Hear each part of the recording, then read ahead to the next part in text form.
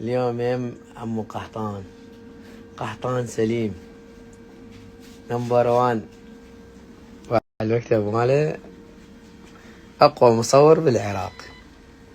هذا استوديو ماله بالكرادة. قحطان سليم اقدم مصور بالعراق. كل سفرات المنتخب الاولمبي الوطني هو ويانا. بابا سوالف بابا الشهادات. الفنان القدير، الله الفنان القدير.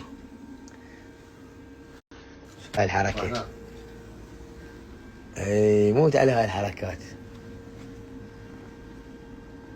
لا مش ما حاط له صورة. قرب إنه قحطان. خلينا نمسح الفيديو. خلينا نمسح الفيديو لا موتك.